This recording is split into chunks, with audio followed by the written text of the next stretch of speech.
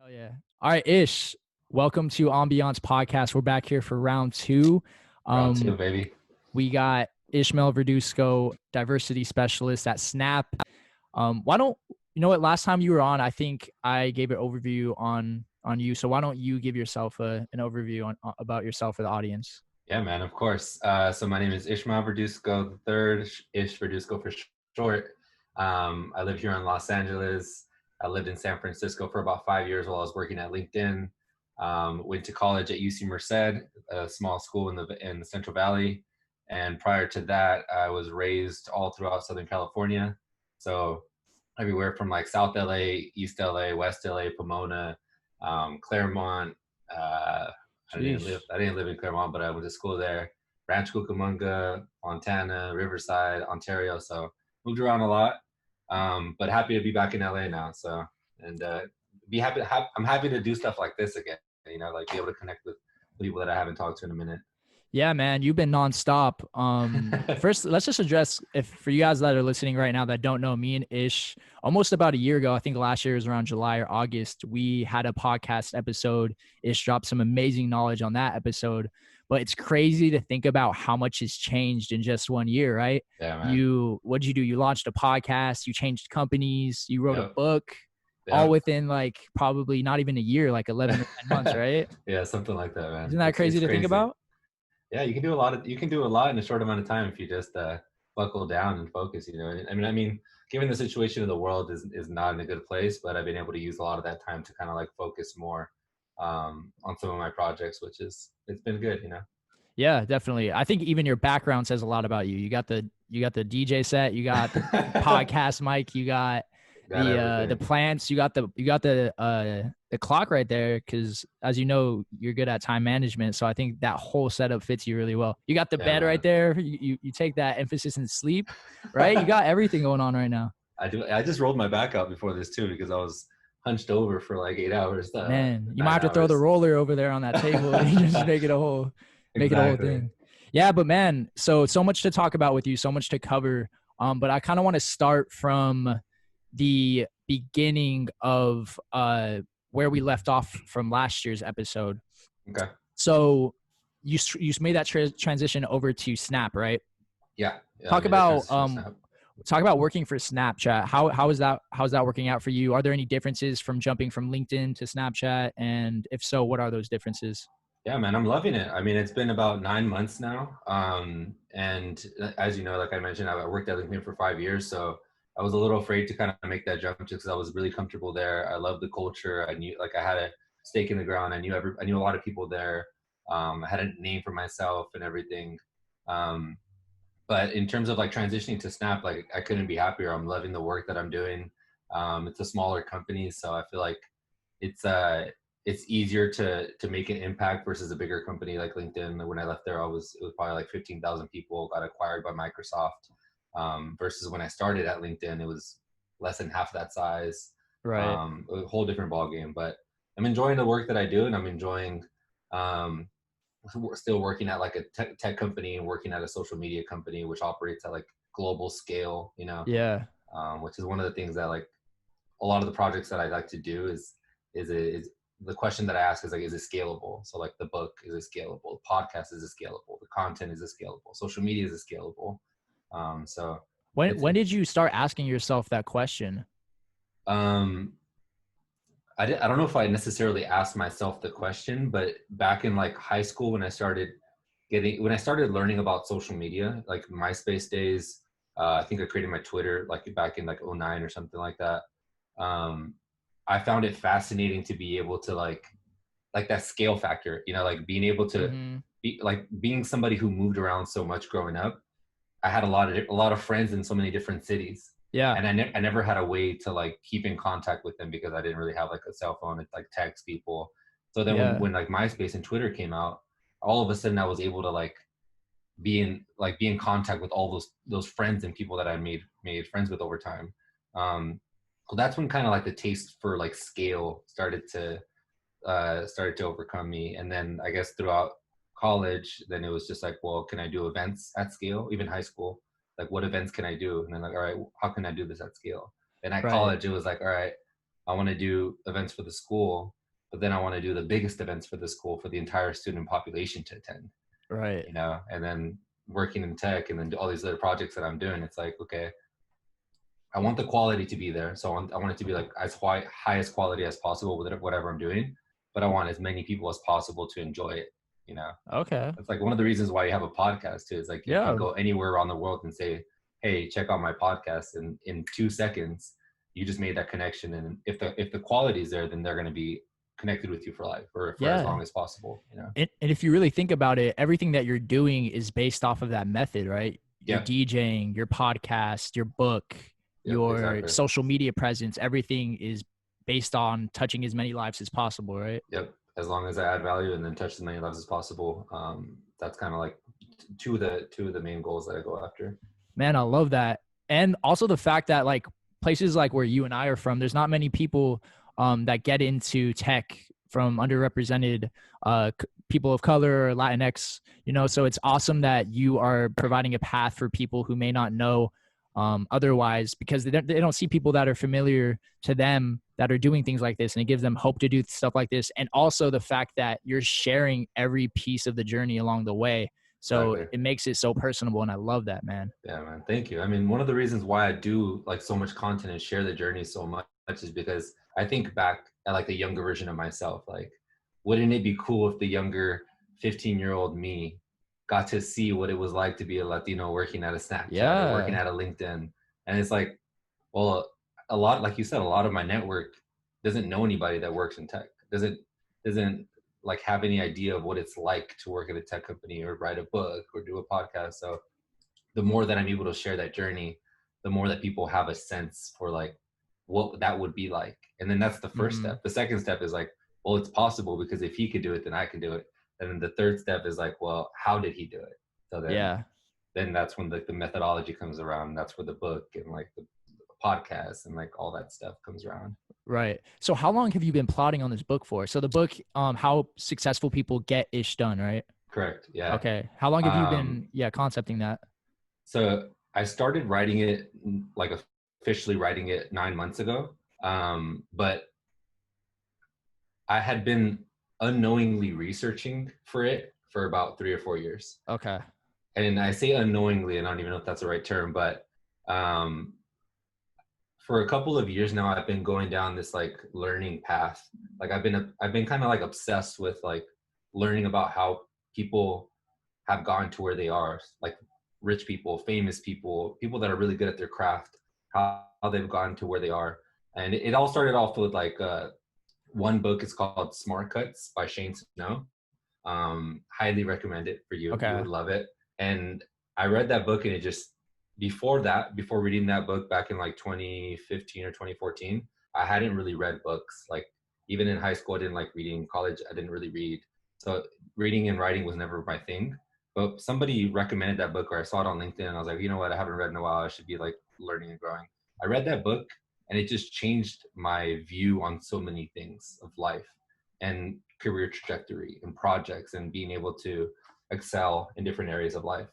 So Right. then after reading that book twice, I read it and then I reread it again. I was like, whoa, holy shit, there has to be other type of content like this that blows my mind. So Yeah. then I went down the path of like the Ask Gary Vee show, and I was watching like 3 hours worth of that content a day, you know, because that dude pumps out content like no other. So I Mm-hmm. was just watching his interviews and people he would interview, Tony Robbins of the world, Scooter Braun's of the world. And then when he started interviewing people that were like authors, and I was like, well, I love that interview of them. I'm going to like their book. So then I started reading and learning and learning. But all of this wasn't with intent to like write a book. You know, it was just like a craving for knowledge and a craving for understanding more about how to better myself and how to better like my friends and family. And then it wasn't until like early last year, when maybe like the year, like end of 2018 going into 2019, is I really started to like write things down. Like I would go back to some of the books that I read, and I would like take away what are my top 10 takeaways, 5 takeaways, and I would write them down in my phone, my notes tab, or on my laptop or a notebook. And then I was like, well, this would be pretty cool one day if I could like share this with my kids, you know, like Ish's Yeah. 101 secrets of success. Like I did Teach a all this. college course. Exactly. But I was like, oh, I'll just give this to my friends and family, shoot it around to the homies, or give it to my kids or my parents. They might like find some value out of it. And then it was one day, and this is a really long answer to your question. One day I was driving down to see my sister in San Diego, listening to the audiobook, Think and Grow Rich. And something about that book, and so many people had told me, when you listen to this book, something's going to click for you, because it clicks for everybody.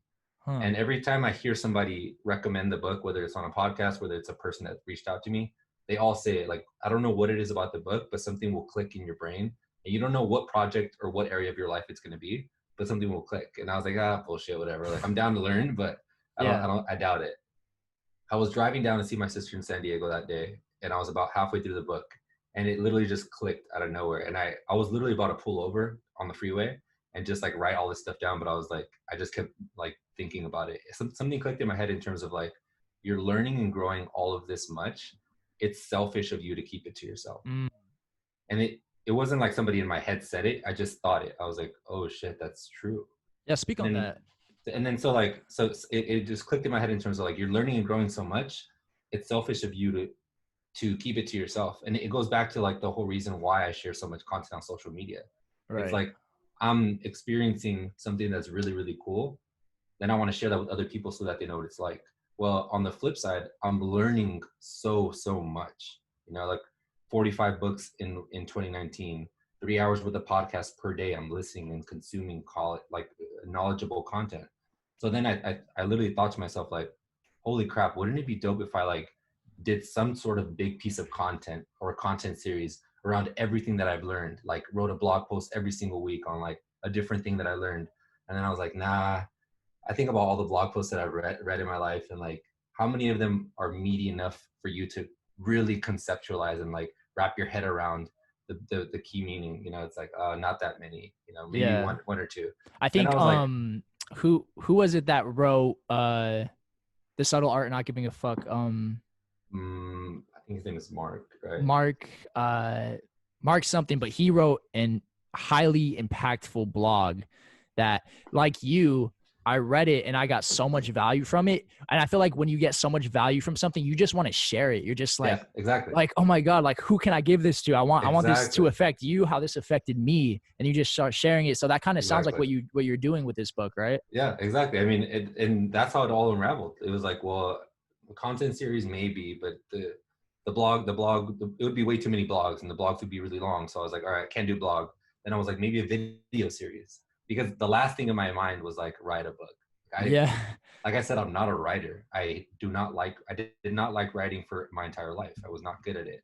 So then I was like, maybe a video series. I could do like interview people or like do discussions with the audience, and like, but then I was like, nah, I'm not that charismatic on camera. There are other people that are way more charismatic, and I don't really care for being all that like YouTube bloggy, So like playing to your blogger. strengths too, then, right? Yeah, exactly. So I started crossing things out that I was like, oh, I'm not really good at that. And then I finally got to like the last option. It was like infographics, but then I was like, that's really time consuming. I'm not really that great at Mm. design. Scratch that out. And I was like, well, if I write a book, I can take as long as I want. I can get help. I can get support. I can get an editor. I can get a graphic designer to help me out with the areas that I'm weak at. And it gives me enough like time to like noodle on these thoughts and like really complex um, strategies and things that I was learning, to be able to like not dumb them down, but be able to like make them understandable by the average person, and so that's when it all started. It was like, okay, well, all right, let's say I did write a book. Like, what would this even look like? Yeah. And then the rest of that drive, I like pretty much outlined each chapter of the book during that drive. I was like, okay, like if I did a book, like how many chapters would it be? Like it would be 7 main chapters, an intro and outro. All right, if it was 7 main chapters, what would they be? And I was like, well, what are the 7 main things that I've learned from all these people that they all have in common? I was like, okay, that's easy. This. Like after you listen to 1 or 200 podcast episodes of like highly successful people that are in the top 5%, there are very clear commonalities, Yeah.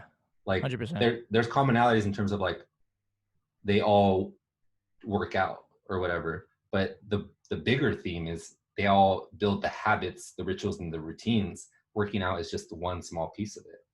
Yeah. So it's like after listening to so many and studying so many people, Harvard studies and everything, then you start to see like what are the what are like the zoomed out strategies. We see all like the day-to-day stuff, drink a lot of water, work out, meditate, but what are the bigger pillars that they're like lined up to? And so Right. that's essentially what I did with the book, is like, what are the 7 pillars, or what are the 7 steps that they all do? um, and I think the book itself, I essentially summarized, like, not summarized, but I compressed 10 books into one. I know. I saw you said you said 930 hours into 7 key steps, right? Or Yeah, 7 key steps. Yeah. wow. So if you think about like if you ask me right now, and you're barely getting into the world of like e-learning or self-development or growing, and you ask me, Ish, like, what's, like, I want to read a book, what's one book you would give me? And I wouldn't be able to name a book, because My I would, book. no, I mean, aside from my book, I would say like you got to read these 5 or 10 books, these 5 to 8 books. I Hmm. wouldn't be able to say just one, like there's so many, and each of them has a different value that they give you. Right. So my book essentially takes bits and pieces from each of them, while combining all the things that I've learned from these successful people, while combining a bunch of research and craft that I studied, while adding my story and how I've applied each of these things to my life. Right. So Man. yeah, So man. you're basically, you kind of found like a pocket that's missing in the market, kind of, where you're just taking all of the key knowledge that you've had and putting it into one.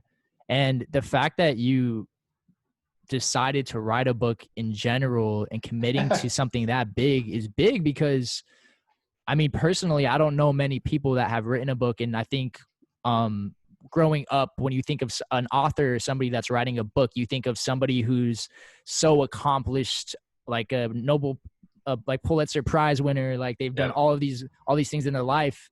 And you're just like, nah, I can write a book. Like, yeah. I don't have to be all of those things. I can write a book. And that's commendable as hell that you did that.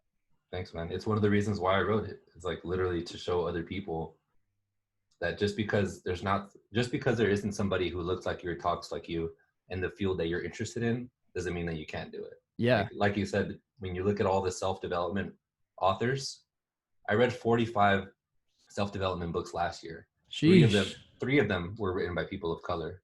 Wow. Zero of them were written by Latinos. Wow. Zero. Like 0%. That's So crazy. when you think about that, it's like, well, if I'm at least like the one person out there that somebody gets to like look up to or read and like be able to compare themselves and their background or relate to, then I've won. Like that's all I wanted. I wanted to be able to like help other people and show them that it's possible to do whatever it is that they want to do. Right. So obviously this wasn't easy, right? Oh no. What were some of the major, I guess, steps of adversity that you had to overcome, and what were some expectations that you had going in, and how were those um kind of quickly confronted with adversity, if that makes sense? Yeah, I think I get what you're trying to say. So the most of the fun part was like starting. And a lot of people say like for big projects like this, the hard part is starting. But for Really? me, like getting started in the beginning was really easy. The hard part was midway through, because I was like knee deep and I was like, oh shit, I think I'm like way over my head with this one. Like Really? like when I tell people that out of all the projects and stuff that I've done, this one is by far the most difficult. By far. Like, Why is that? because it was literally my weakest strength. Mm, Out of all of the things that I've done my entire life, like sports, marketing, branding, selling, like I can do all those things and they come natural to me. Whereas writing, I had to force myself to do. I had to right. force myself to like write every single day and practice and get better at it and download all these apps to like check my grammar and like be be vulnerable enough to ask for help and like know like every single day I would always have like Google open and Google Words and Google phrases to ensure that I did them in the right tense and everything. Yeah. So the beginning part was fun because I attacked it like any other project or goal that I have. I Yeah. like built out a plan. I wrote out all the different books that my book would be similar to, and I broke down those books. What are they good? What are they bad? What's the format like? What's the length like? The audiobook format. what did I like about certain books, about certain chapters, what did I not like. So I basically did like user research on a bunch of other types of books and storytelling and blogs and different formats of storytelling. And then I was like, all right, what do I not want my book to be like? Cut all Okay. that crap out. And then what do I want it to look like? So then I basically had like a 5-page document. Who is the audience? What are potential names? What would the cover look like? How would the storyline be? How much research would I include? How much is too much research? What are the types of people that I want to include stories from? And I built out like a project plan, which, if you would, for how I would attack this thing over the next couple months. But the difficult part was like midway through, when I was like I tell you, like knee deep, and I was like, holy crap, dude! Like, I don't think I could do this, even with Really? an editor helping me and coaching me every single week. Like every single week, we would have calls, or emails back and forth. He would be like, hey, Ish, I need you to develop this piece right here before I like edit it. Hey, Ish, I need you to like double click here. Hey, Ish, fix this here. And we would just keep going back and forth. But that was difficult for me because, like I said, if something doesn't come natural to you, you got to like push yourself even twice as hard in order to like get the same amount of effort as somebody else that does it naturally, you know? Yeah. And also the fact that you have this new role at this new company, taking on this big responsibility, you have a full-time job, and you're doing this, you're working out every day. We're going to talk about that later as well, but you're working out intensely every day. And Yeah. then you're doing this outside of that. So, I know that there's a lot of writers who may just have a dedicated time frame to write a book, but the fact that you have this full-time job and all these things going on in your life, it's pretty crazy that you got it done and this in what, like within a year. That's Yeah, crazy. man. Yeah. Writing every single day. Mm, I estimated it was about 15 to 20 hours per week of writing and editing and developing wow. story and working on the chapters and everything. But I mean, the only way that I was able to do it is by cutting out a lot of crap in my life. So like Mm, TV, news, radio, Netflix, I only really watched it if it was for like a movie here and there, but it wasn't like I would watch Netflix, watch Game of Thrones or whatever the latest show is. Social media, I built a really good habit during, like in the past couple of weeks, it's gotten not as good because of quarantine, obviously, but for a good chunk of that time, I would only use social media as a tool for knowledge, as a right. tool for expanding my reach. We I talked got about out, that last time on our yeah, podcast as well. we did. Just Yeah. getting out of the habit of like that constant loop, that social media mindless loop, Mm-hmm. scrolling. But yeah, I mean, a lot of what I teach in the book and I explain in the book, I used all of that to write the book. And in one of the chapters at the very end, I break down each step of the book and how I used it in that particular instance to write the book. You Oh, know, wow. Okay. so like Clever. because the one thing that I learned also from doing that research of all the different books that I liked is like a lot of them were missing that personal aspect. Yes, Kobe Bryant and The Rock and all these famous people did this, but what does that mean to you as an author? You're the most relatable person out of all the people that you've mentioned. So how did you use all the stuff you're selling me? Right. How are you practicing what you preach? So I was like, I wanted to be able to show people and outline exactly what I did and how I used my own strategies. Man, it's so dope that you're gonna have this piece of like literally paper that's gonna last forever that has your name on it. You know what I'm saying? Yeah, Like man, I'm it's excited for that. it's something to be said about like having tangible items that last forever, you know? Like that's the reason why records are and vinyls are still kind of like treasured by a lot of people because sure you can have music files all day, but to have something tangible is kind of invaluable, at Yeah, least how man. I see it. Yeah, And man. I think there's also something to be said about the fact that you were so excited at first. I think everyone, when somebody starts a passion project, they get so excited at first. I know when I started my podcast, it was like so thrilling at first, and you're just how all I these ideas remember. clicking, clicking, clicking, and you're just like, I'm gonna do this, this, and this. It's gonna become this big. You just see the end vision, but man, reality soon kicks in, and Kicks then in you real realize quick. like, yeah, you realize like how much work it takes, and then I think Nipsey had a quote on this on one of his interviews where it says like the main difference in so many words, obviously it wasn't this exact phrase, but it was like the thing that separates people who are successful in their craft are basically that you're not going to quit. You're going to like die behind what you stand for. Yep. So I think, and anything that you do, obviously with your book, with my podcast, with your podcast, like those that fizzle out and those that continue doing, you really see like who really loves what they're doing and who was really committed from the beginning, and who might have thought of it just like, oh, this is cool, I might start it. Because so many Copy. people do that. So many Yeah. people start something and fizzle out because they didn't prepare for the efforts that were going to come through with it, right? Yeah, exactly, man. 100%. Yeah, man. So awesome. I commend you again for writing that book. Thank you. You touched on this earlier, coronavirus. I feel like we can't not touch on it. How did that impact both your process for your book and then also all of the daily habits that you had going on outside of the book? Yeah, I actually mentioned that in the book too. So there's two factors that kind of affected me, but I'm not sure how they did. Like exactly. The first one is the death of Kobe Bryant. He died like maybe like towards the end, like the last third of me writing the book. And I've never been like a huge major sports fan in my life. I've been more, I mean, for one period, I was like a crazy Lakers fan and Broncos fan and Dodger fan, but I kind of phased out of that. But I've always been attracted to observing high performers, and In any industry. in any industry, whether that's like music or sports or like in tech and professional life. So when I think about like Kobe, he did everything as best as he possibly could, So that death I know affected me somehow. And I think it shows in the book because I mention a lot more stories of Kobe than anybody else. So if you're a Kobe fan, you're going to love the book. Hell yeah, man. And then the second one, like you mentioned, was coronavirus and COVID-19, whatever you want to call it. And I think that one affected me more because it forced me to double down in my routines. It like really stress tested my routines. As you know, I'm somebody who like lives and dies by my routines, my schedules, my habits, and all that.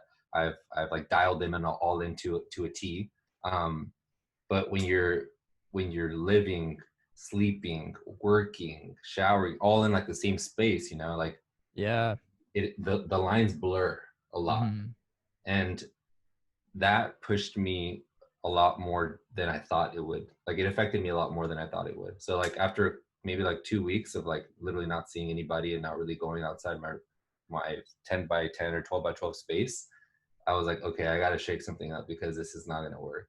Like there's no line differentiator between work and projects, between projects and sleep, and like sleep and wake up and like working out all in the same room. So I think like 2 weeks in or 2.5 weeks in, I was like, I got to differentiate this stuff a little bit. So then I put my workout stuff outside. So at least I knew when I step outside, it's like different mindset. Yeah. Flip the switch, workout.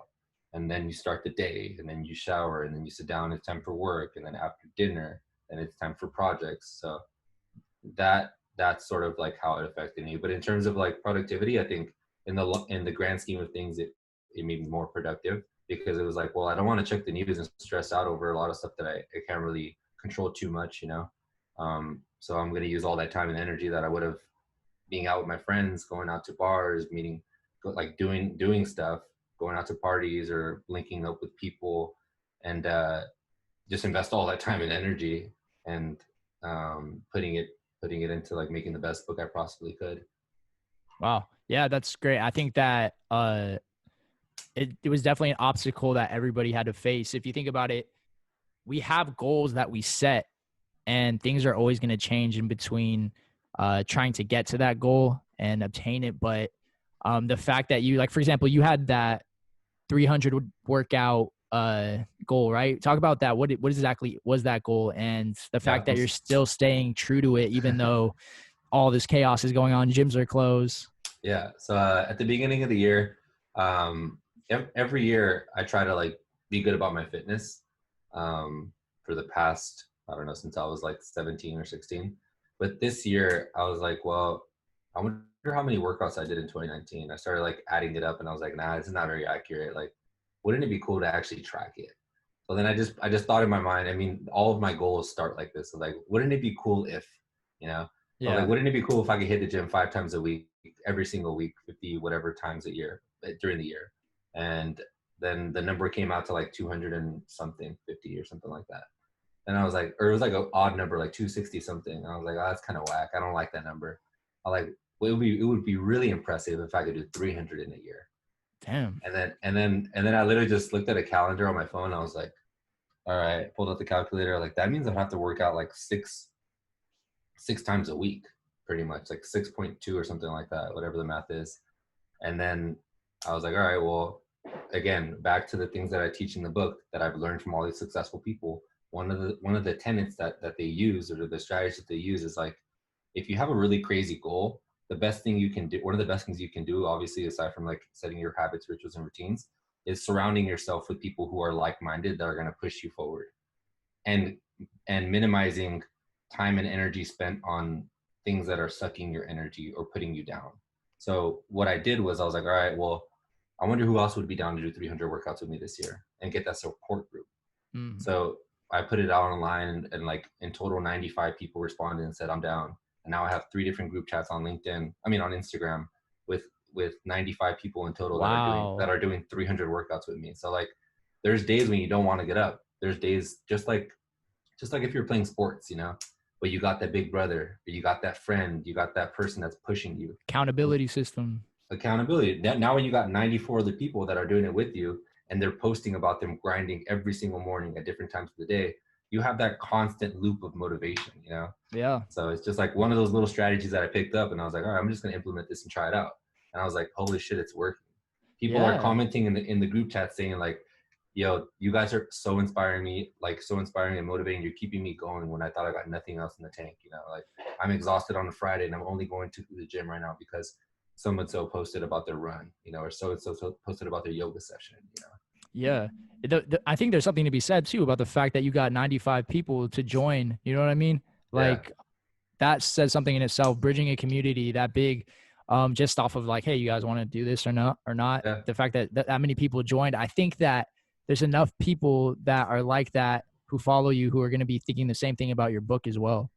I hope so, man. I mean, and I hope that it provides enough value to them so that they can share with others. And within one of the first couple of pages in the book, I say that I'm like, I think it's the second or third page of like, if you find any value in this book, please share it with somebody else. Like they deserve, your family and friends deserve to learn just as much as you do. Going back to how we start off the conversation, like you don't know what you don't know. So like, how would you know that you needed that experience, that learning, that book, that strategy, you know? So yeah, man.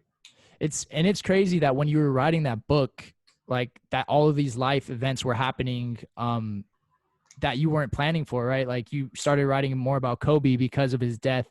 That wasn't planned when you started the book. Coronavirus definitely wasn't planned when you started the book. So I think that is awesome that you incorporated something that involves like timing and relevancy in the world into like something that you're currently writing, because I feel like a lot of people would have an agenda on what they're writing and wouldn't really touch those type of topics, but it makes adds it more to personable. Yeah, it makes it more personal. It's like a timestamp, you know, like no matter if you read this book in 45 years, it'll still add the same value, but it'll feel like a little bit more personable because it's like, boom, 2020 is I went through the world that is falling too. apart. Exactly, you know. Yeah.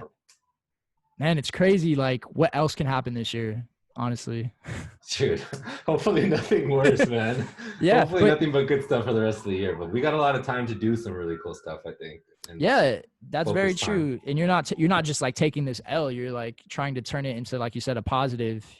And what has shifted for you as far as like priorities? Like, have you realized that some stuff isn't as important, being that you're quarantining now?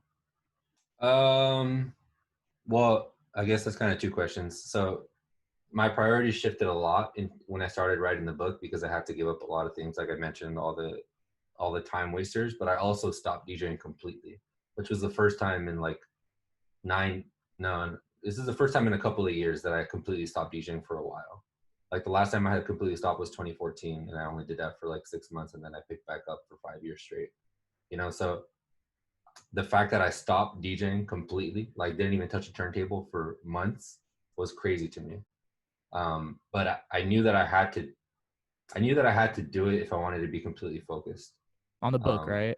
On the book. And then that came from the first chapter of the book, which when you read it, you'll understand, is And I'll give you a little bit of a snippet. So the first chapter is essentially understanding different schemas of yourself. So a schema is like different aspects of that make up Levi. There's Yeah. your past self. Who were you? What are characteristics and traits when you look at your past X amount of years of living? What are key themes that you've noticed? There's your current self. What are you currently interested and motivated in? What inspires you to keep on growing? What fires you up? And then there's your future self, your potential self.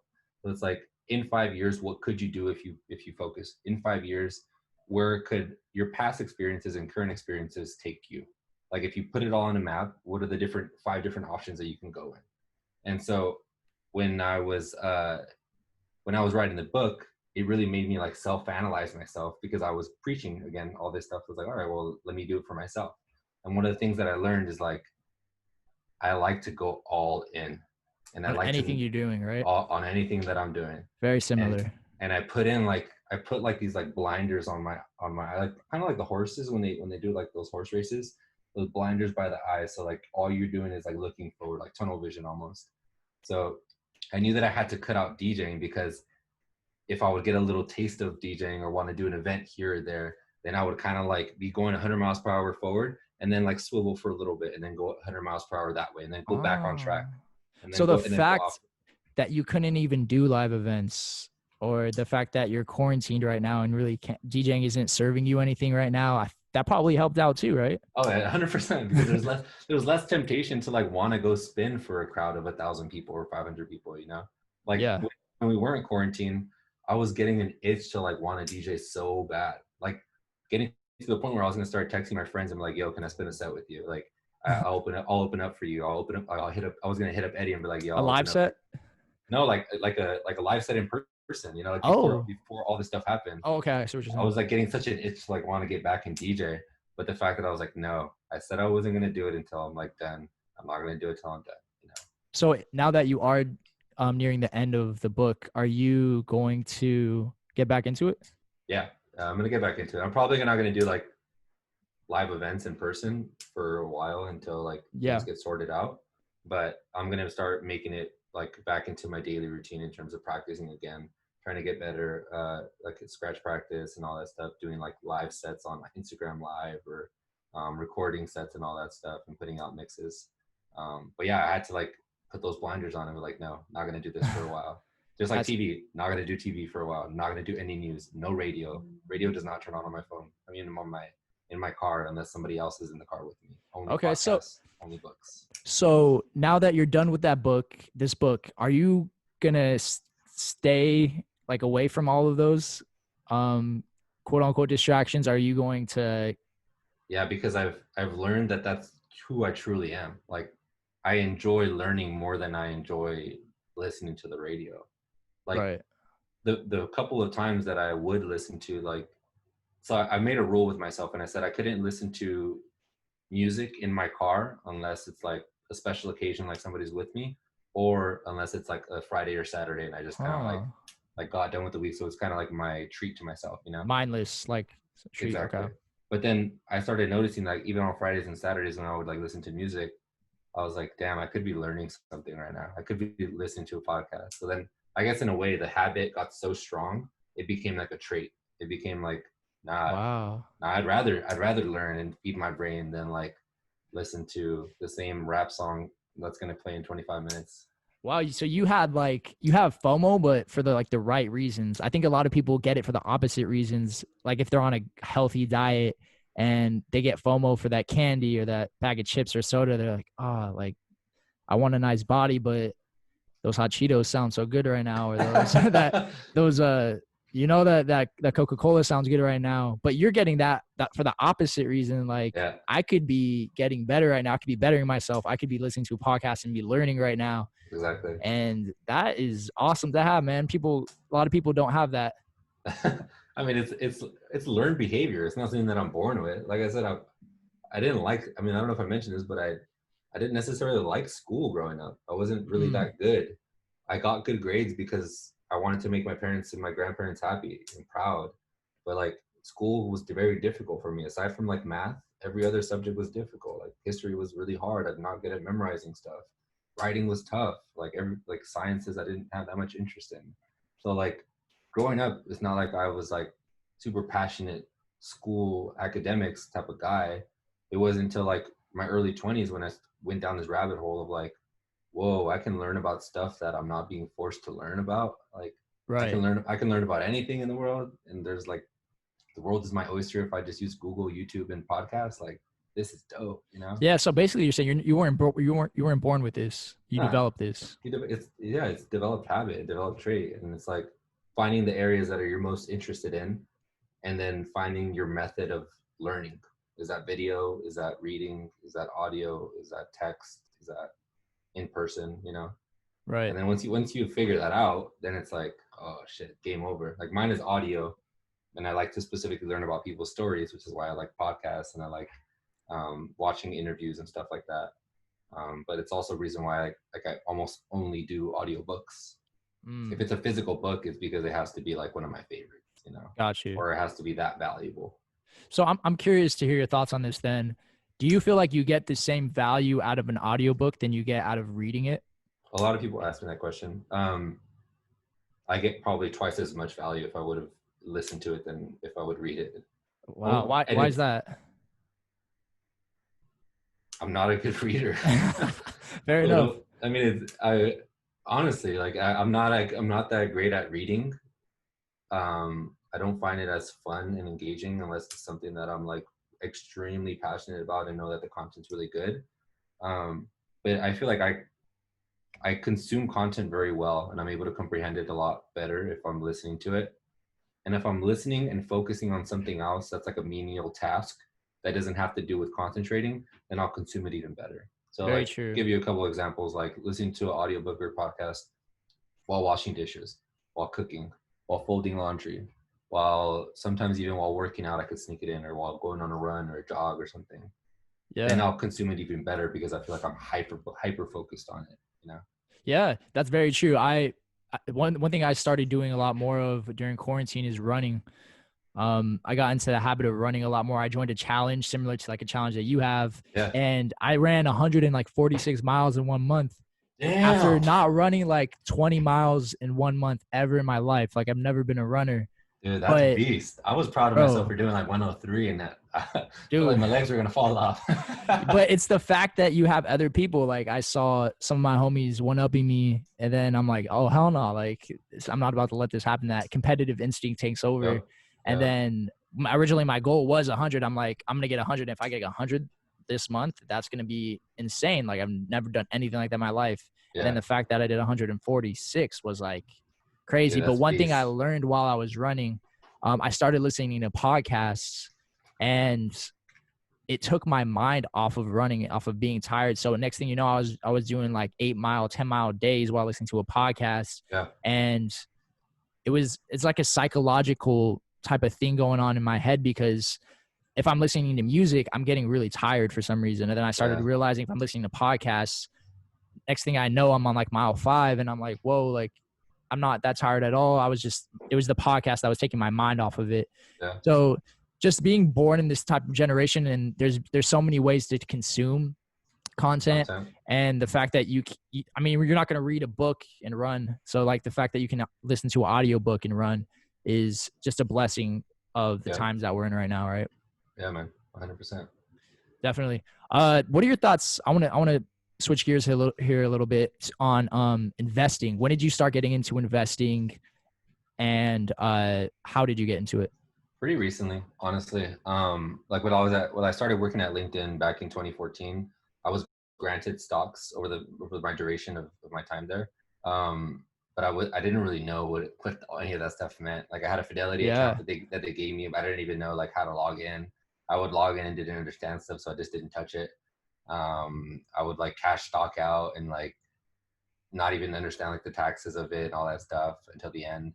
But it wasn't until like the past maybe 6 to 8 months when I like really started to like, again, like everything that I said, when I find something that I like, that itch that I like, then I just go all in. So like investing and finances was that thing for me. And it all started with the book Rich Dad Poor Dad, which is like one of the classic finance books. If you're a person of color or from underrepresented background, Rich Dad Poor Dad is like one of those books that you should listen to because it breaks down a lot of myths that we're taught growing up, that other people probably aren't. And so it started with that book, and then it was I Will Teach You to Be Rich by Ramit Sethi, and that one blew my mind because he I've broke been meaning to down. read that one. Dude, you need to read that one. Like Yeah. that one is great because it breaks down so many different things, from like stocks to EFTs to investing to just budgeting to how to get a promotion to like how to haggle for like your Verizon bill or like stuff like that. You know, like the super micro, super macro, how to develop a financial plan. So I would say that the past 6 to 8 months, I just gone down this journey of like learning as much as I can, listening to podcasts, listening to books, reading blogs on a daily basis, like checking stocks regularly, really understanding like, okay, well, what does it mean to have a balanced portfolio? Like all these different things. So I just to be like 100% completely honest, finances and investing is one of the areas in my life that I've neglected and I've needed to invest more time and energy in. But it's been one of the most intimidating things for me personally, growing up, because I just had my knowledge in that industry and that space was like little to none. You know, like Yeah. I'm taught like you save money, you buy a house, and that's pretty much it. Keep on saving. We're not really taught, or I don't want to speak for all Latinos, but like my family wasn't really like save money, put some invested here, put some here, buy some property, rent it out, do this, fix your finances, take care of your credit. Like when you look at the grant, like the many different pieces that go into like finances and investing, I guess, is a piece of it. I didn't know a lot of it, so I was always intimidated by it. And then one day I was just like, you know what? I'm making decent money now. I should be having more in my bank account. I should be putting some of it aside for my future. Not like retirement, but I should be putting some aside for like the 5 year, the 10 year, you know? And I was like, all right, well, I'm good at attaining my goals in every other aspect of life. I just got to treat finances like any other goal and By break it that down. same method to it, right? Exact same method, you know. And after studying all these successful people, they're all really good at pivoting and using their framework for anything that they do. It's the same reason why Kobe was a great basketball player and he was able to translate that to be an amazing storyteller and make movies. It's the same reason why Dwayne The Rock Johnson was like took all of the things that he did in wrestling and took it to like the big screen and did movies and then took that to like the brand deals. Same reason why Kevin Hart can do the same thing and do like 20 different things and be amazing at them, because he takes the same framework and the mindset and the work ethic and just like attacks his goals or their goals the same exact way, you know? Yeah. There's so much knowledge out there to be had about it. And it feels like, because I've recently got into it too in the past year, and Awesome. it's like you can't seek this you can't get this information unless you seek it, and it sucks that it's that way, that society has made it that way. We're not taught this stuff in high school. Yeah, like that's the one thing I was like, why the hell are we not taught some of this? Dude, like the basics. We need imagine, to like, yeah. imagine If you knew this information back like when you're 18 or 19, how much of a head start you would have had financially, right?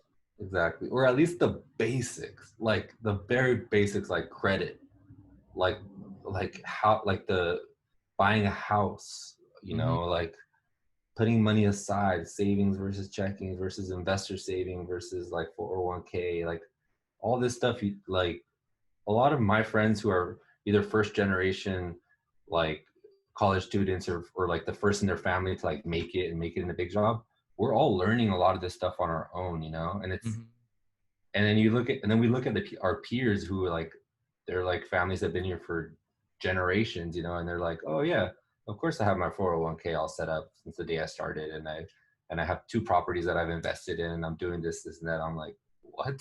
Yeah. No, I'm just trying to live check by check right now, you know? Yeah. Straight up. No, really. That's really how it is. And I think a similar way. And I'm constantly thinking about the fact that like I could have been learning about this a long time ago, but I guess there's no greater time than now to get started. But at the same time, I think when I have children, I don't know if you think about this, but I'm going to definitely instill a lot of these. Man, I can only imagine what your kids are going to be learning from you, man. Like, it's going to be crazy. Your kids are going to have so much knowledge. There will be a lot of books in the house. Yeah, because no shade at like my family or like any Latino families, but I noticed that's not something that's like ingrained in our culture too much, you know. Yeah, that's fair to say. they're hard. They're in a lot of like my friends and family's friends. It's like there's not a lot of that like self-development piece, you know. So I want to ingrain a lot of that in my kids. You know, No, we're taught as like as a culture to work very hard. You work hard no matter what, and you give it your best. But I think there's that self-development, that learning piece that can be like added to it. why do you think these societal differences apply racially to different races and ethnicities? I mean, I think it's just like different times. So when I look at my personal family, my grandma migrated here from Mexico, like I don't know, like the 70s, and when she tells me stories about like her growing up in Mexico, she stopped going to school in second grade, and then she started helping around the family to work. So it's like if all you know in life is work, and you're 70 something years old, and you stopped going to school when you were, I don't know, 8, 9, and all you know is work, then that's all you know how to teach your kids, you know. So Yeah, and then that's what's taught to their kids, you know. trickle So effect goes it's a down. trickle effect. So eventually when somebody in the generational like lineage like learns the craving for learning and education, and like I will say one thing, because my grandma didn't go past the second grade, she instilled education in me. She instilled So like different values you're getting out of it still. it Okay. was education. You have to get good grades and you have to go to college because you have to be somebody in life, so you need to go to college and get good grades. That was the message. Whereas I think what the message that I'm going to treat my kids is like, look, you have to learn and grow and develop in different areas of your life, whether that be like being an straight A student, or whether that be learning through different forms of media. Like I don't care as long as you continue learning, you know. Like I don't think school is necessarily for everyone, as long as everybody knows what their method of learning is, you know, and how Yeah, they like to consume that knowledge. right. Because it's important to have a passion for what you do. Yeah. You know, Yeah. and I think there's something to be said about that. Just like in our education system, but that's a different story for a different time. Yeah. Um, awesome. Well, we're nearing the end of this episode, but now that you finished the book, what's next for you? Because you have this tunnel vision. It was on the book. Now that that's over, where is this tunnel vision going? Oh man, you want to hear my grand plan? I don't think I've told that many people. Just my Yeah. close Let group us of hear it. friends. So my 5-year plan is to be in the peer group of Tim Ferriss. Wow, that's big goals right there. So essentially, what I want to be is I don't want to be the Tim Ferriss of anybody, but I want to be in that peer group of Tim Ferriss, Tom Bilyeu, slightly like the Gary V's of the world. But I want to be that for people of color and underrepresented backgrounds. I think that not having that representation is detrimental to like my culture and people who that I'm trying to reach with the book. The book is just one strategy to help me attack that goal. It's like one leg of like 20 that I'm doing, you know. Podcast is another, social is another. Like there are a lot of different things that I'm investing in that are going to help me get to that big goal, you know. Like Yeah. what I told somebody recently is for the first time as well is I want to be able to impact 1 million people within the next 5 years. And I'll measure that by reach for the book, reach for social, reach for podcast, and reach for live events. So that's like the huge goal. It's like eventually I want to be there. I want to be like investing in companies. I want to be advising companies. I want to be having a huge reach and sharing this amazing content to people that probably wouldn't have got it or otherwise, because the person, all the other people that are delivering it don't look like them or talk like them, you know. Yeah. Tim Ferriss is an amazing guy. He's such a smart dude, but if you come from South Central LA and you pick up one of his podcasts, some of that might go over your head and you're not going to want to listen to another one. Whereas like if you listen to one of me and you, and like we're using terminology, we're using references that people can relate to while delivering value and helping them grow and like learn really cool shit, Yeah. then they're going to listen to another one. Then I they're going to love pick it. up the book. Then they're going to follow us on Instagram. Then they're going to like connect with us on LinkedIn. And then you constantly sharing that knowledge over time and delivering it, you know, at scale. Yeah. Impacting a million lives. Yeah. A million. A That's it, million. man. That's good. I love Oh that so man. much, man. Yeah. Cool. So I know you have your merch line out now, right? Too, right? Yeah. I'm wearing the hat.